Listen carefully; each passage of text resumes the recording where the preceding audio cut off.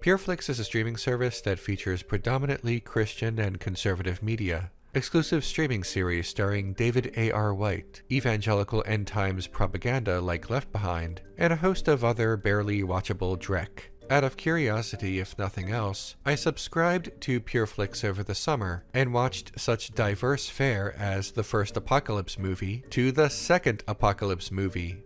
I was about to call it a failed experiment until I scrolled through the genre listing and noticed a romance section.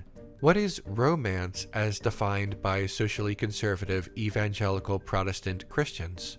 The kind of Christians who watch Pureflix. What makes something a Christian romance? Is it only harmless Hallmark movie of the week rubbish, or is there something more sinister or at least self-righteous going on here? It depends on the movie. Pureflix recommended Belle and the Beast, a Christian reimagining of Beauty and the Beast. This time, instead of romantic love changing the beast, it's the love of God. This falls into the mostly harmless category, but the other movies I watched were something else altogether. After scrolling through the romance section, I came upon a movie called Old Fashioned. Released right before Valentine's Day in 2015, Old Fashioned was believed to be positioned as counter-programming to 50 Shades of Grey, released on the same day. Old Fashioned goes in the opposite extremes of 50 Shades, preaching a Christian abstinence so rigid that it's not even mandated by the Holy Bible. Old Fashioned stars Rick Swartzfelder, who also wrote, directed, and produced the movie. While some movies leave a certain amount of ambiguity in its messaging and its overall perspective, that is not the case here. Old Fashioned has a specific perspective and specific morals, reinforced by the very text of the film, in which these morals are portrayed positively and win out in the end. If you had any doubt about the film's message, you can actually read a viewer's guide that spells it all out for you. Thanks, Pureflix. The film opens with an out-of-towner, Amber, meeting the owner of a local antique shop, Clay. Amber notices right away that Clay seems to be keeping his distance, and when asked, Clay admits that he must never be in the same room alone with a woman, unless that woman is his wife. There are two implications here. The first is that Clay knows that he cannot trust himself to even be near a woman without succumbing to her seduction. The second is that Clay believes Amber, who he only met a moment ago, is potentially planning to seduce him. The Holy Bible offers guidelines on how to live in a variety of ways. There are explicit, unshakable commandments that are not significantly contradicted elsewhere in the Bible. There are standards that are contradicted. There are priestly standards that can be misinterpreted as standards for the general population. And there are stories with lessons that imply a standard. The Bible is not simply a set of standards, though. It's also a narrative of a people that scholars might call mytho-historical.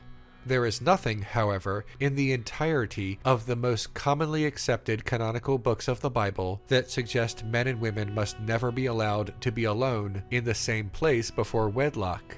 In fact, there are instances in the Bible in which this happens, including Jesus Christ himself being alone with the woman who committed adultery. He spoke to the crowd, and when they all left, he was alone with her.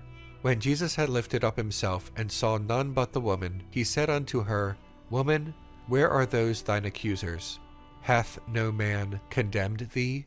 With that in mind, where does this rule come from? Is it an invention of the movie Old Fashioned? No, it is actually a fairly modern invention called the Modesto Manifesto, named after Modesto, California, where evangelical Protestant preacher Billy Graham proposed this concept. Though framed as a tenet of Christianity, it has nothing to do with the Bible and everything to do with social conservatism. Clay confesses to Amber that he does not believe in dating. He frames his objections as being pragmatic. Clay says that dating does not bring people closer and that two people dating do not learn much about each other. However, Clay also casually mentions that dating leads to premarital relations. Clay believes that men and women should not even kiss before marriage. Does this have any biblical support? No, and truthfully, the more common belief that the Bible insists upon chastity before marriage is disputed. Proponents of chastity before marriage often cite the Ten Commandments and the first epistle to the Corinthians. In the former, thou shalt not commit adultery, is broadened to not committing any relations that might be offensive to God.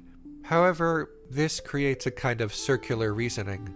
The proponent of chastity says premarital relations is offensive to God, then says the evidence that premarital relations is offensive is the commandment, which does not say premarital relations is offensive to God. This argument is missing a step. In the latter, Paul is referring to how the Corinthians behave and offers suggestions for how they might behave in the future in order to solve a problem they have been having. It is not the Sermon on the Mount. It is a letter to a church in Corinth, a city in Greece. It is advice from a man to a particular people at a particular time who are having a particular problem. The Bible is a series of books and letters about sometimes barely related topics combined into one tome. This gives people the impression that it is an intentionally singular narrative and that everything contained within has approximately equal weight. The trouble with giving equal weight to every verse of the Holy Bible is that it removes context and relative importance. Without context, a letter written for a specific audience with specific instructions is given about as much weight as a universal lesson about how all people should treat each other. Much of the debate about what is and is not permissible in terms of relations comes from the conflation of various terms and translations. The Gospels, for example, were written in Greek and used this word to refer to a wide variety of improper relations, even though the literal translation of this word is not premarital relations. This conflation of terms, translations, as well as varying interpretations and contradictions makes it challenging to argue for the biblical absolutism of the prohibition against premarital relations. With this in mind, why is it such a prevalent belief? Because it reaffirms social conservatism, misogyny, and the control of women. Socially conservative Christianity views women as both inherent temptresses and pure virgins. This means that a man must never be alone with a woman, lest the man be seduced by the woman, and that the woman's virginity must be maintained until after marriage, when their sexuality can be better controlled by the man. Amber falls for Clay and his bizarre arch-conservative standards because he frames them as respecting women. But he does not respect her agency, her right as an adult to have consensual relations. Instead of dating, Clay has Amber practice being a mother to their potential children, asks her how many men she has been with before him, and in his spare time interrupts a bachelor party. Clay does not respect women, he confines them into a narrow definition of what women should be and what women are allowed to do. As Clay and Amber continue their non-dating, the townspeople speculate on why Clay is not like other men. A young woman speculates that Clay is gay. Amber rejects this outright, even though she only met him days prior and has no reason to believe he is or is not straight. The only other speculation on why he is not like other men is that he is diseased, suggesting being diseased and being gay are comparable. Amber's immediate rejection plays into the socially conservative perspective of what is and is not a true relationship under God, one man and one woman.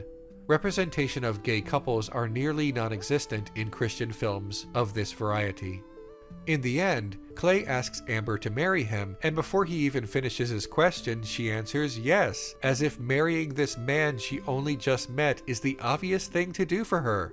Romance movies often have to speed things along instead of showing several years someone usually needs before they are certain their partner is someone they want to be with for the rest of their life, but in old-fashioned, this takes on a different dimension.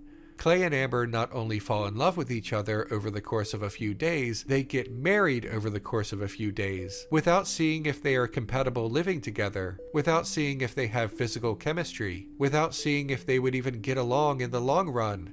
The movie frames this as romantic and ordained by God, but it's actually pretty creepy watching a free-spirited woman get suckered into leading a completely different and stifling lifestyle because she met a bland, uninteresting antique salesman who brainwashed her. Amber just got out of an abusive relationship, and the movie wants us to compare this to her relationship with Clay and how he won't hurt her, but preying on a woman fleeing abuse by offering her a new relationship while she is still psychologically recovering and vulnerable is not appropriate. It's kind of messed up. Old Fashioned does not want us to see it this way though, and Clay and Amber live happily ever after, until she hopefully comes to her senses. Old Fashioned wants its audience to believe that the way Clay and Amber come together shows that there can be higher standards in romance. But these are not higher standards, they are just different standards. And based on how little these two really know each other before getting married, these standards are not the foundation of a lasting relationship. They're only the standards of a relationship that Clay believes God expects of him. Old Fashioned is not a movie on how to have a loving relationship. It's about how to be in a relationship without going to hell. From the perspective of a Christian filmmaker, that might be more important. It's just that in order for this to be a valid concern, hell would have to be a real place and not the invention of his religion, and that his interpretation of the Bible as it pertains to relationships would have to be accurate and not culturally biased. Fireproof is the next Pureflix romance movie I watched. It is still available at the time of writing, but according to the website, it will not be available by the time this video debuts, so you missed out.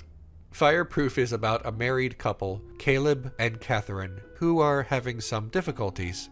Caleb believes Catherine does not respect him despite his heroic status as a firefighter, and Catherine believes Caleb is inattentive and insensitive.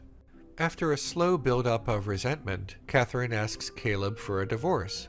Caleb's father gives his son a guide to reigniting his marriage and avoiding what the film calls an ugly divorce. Catherine and Caleb have no children, and neither of them are planning to do anything underhanded to one another during proceedings or demanding more than they are owed. However, in Fireproof, any divorce is an ugly divorce because divorce is an affront to God. Caleb's father tells him so, as does Caleb's co-worker. So, is divorce actually an affront to God? Is it sinful to escape a loveless or even abusive marriage? Christian proponents of this idea, that God disapproves of all divorce, often cite Malachi chapter 2, verse 16. Although, they are doing so while only citing a certain translation found in the King James Bible from 1611. In this version of the Bible, it is translated or perhaps mistranslated as, "For the Lord, the God of Israel, saith that he hateth putting away," interpreted as God hating divorce, but every major biblical translation prior to that translated it differently, meaning the Latin Vulgate, Bishop's Bible, Geneva Bible, and so forth. In these translations, as well as translations that came after, it is clear that it is referring to a husband hating his wife, not God hating divorce. The King James Version has largely fallen out of favor among many Christians, except for Christian fundamentalists and evangelical Protestants. Divorce in and of itself is not sinful. Only some of the circumstances that can lead to divorce, such as infidelity and abuse. It is the divorce that rescues the injured spouse, that ends the mistreatment. There are a number of verses that show that God does not disapprove of divorce in and of itself, but disapproves of someone who dishonors their spouse and then divorces that spouse. To put more simply, if partner A dishonors partner B and partner A demands a divorce, that may compound the sin of partner A. But if partner A dishonors partner B and partner B demands a divorce because of it, then that is both acceptable and righteous. Partner B cannot be expected to remain in a marriage that has been dishonored by partner A.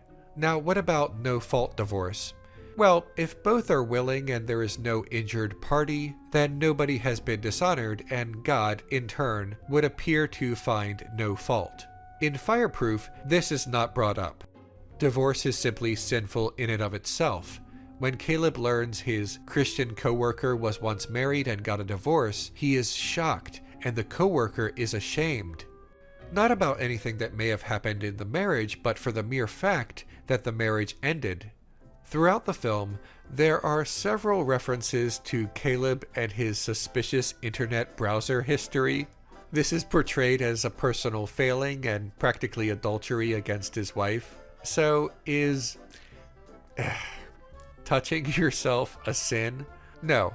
Socially conservative Christians sometimes point to the book of Genesis and the story of Onan in chapter 38, particularly the part about spilling his seed, but that is actually a reference to Onan not providing an heir. Admittedly, there is some biblical support for this being a sin. Matthew chapter 5 verse 28 goes pretty hard on this. But I say to you that everyone who looks at a woman with lustful intent has already committed adultery with her in his heart. That is challenging to dispute, but it is also difficult to believe that God considers thinking about something the same as doing it.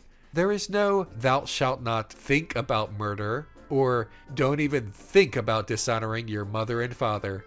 A more charitable interpretation of this verse from the Gospel of Matthew is that it is a warning that lust may lead to adultery, and that Christ was simply using fanciful language, which he often did. In other words, one could argue that lust is frowned upon by God because of what it might lead to, and Caleb is not hurting himself because of his internet habits. He's so mad about it though, he breaks his computer to prevent himself from temptation. It's a lot. Anyway, in the end, Caleb and Catherine reconcile and have a second wedding. The minister says that this is now a true marriage because only now it is built on a foundation of faith. There is little in the movie about Catherine and her relationship with God, but whatever. Pureflix has dozens of other Christian romance movies, but if I am being honest, I tapped out at 3. Watching media with wildly different politics and philosophies than my own is one thing. I do that all the time, but the movies are obnoxious and frankly pretty boring too. By comparison, Left Behind is a much more exciting film. God's Not Dead is more engaging, but Christian romance movies are too dry and flavorless to appeal to anyone who has not already bought into its message. These movies are not converting anyone to Christianity, they are merely reaffirming socially conservative Christianity for socially conservative Christians, portraying people of faith as righteous heroes in a world of sin. The Pureflix description for Old Fashioned reads, "A small-town business owner and young woman attempt the impossible, committing to a God-honoring relationship in a contemporary America." What? What are you talking about? Most people in the United States are Christians, and an even more vast majority believe in God. This isn't about God, it's about conservatism. When it comes to relationships, socially conservative Christians do not listen to pragmatic advice. Abstinence education does not lead to less unplanned pregnancies. Marrying quickly and before living together does not prepare a couple for marriage. Divorce can lead to more happiness than the unhappy marriage. You can tell socially conservative Christians all the statistics about romance and physical relations that you want, and they will still reject them because their priority is not pleasing their partner, it is pleasing God and maintaining a hierarchy that they believe has been divinely ordained. Their primary concern is not whether or not the marriage will be fulfilling, but whether or not the marriage is tainted with a nebulous sin, an unseen and impossible to quantify invisible mark upon the soul. It does not matter that contraception is better at preventing unwanted pregnancies than abstinence education, because the outcome is irrelevant, only the sin matters, and to them, premarital relations is a sin. It does not matter that divorce is sometimes the only option for either partner to be happy, or the only way to escape an abusive relationship. Only the sin matters, and to them divorce is a sin. Socially conservative Christians cannot simply look at the data and come to the conclusion that there is nothing wrong with consenting adults enjoying each other, or that there is nothing wrong with separating when a relationship is no longer tenable, because to them both are supernaturally wrong. They cannot be dissuaded from this belief through earthly statistics that do not address their supernatural concerns. That is why examining their canonical texts and showing them that other interpretations exist can be more useful than all the available data. Now, if they are not even willing to entertain other interpretations, well, this is always going to be romance to socially conservative Christians.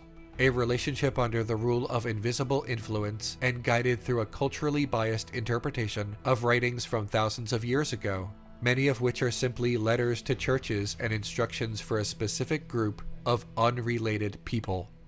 Good luck with that.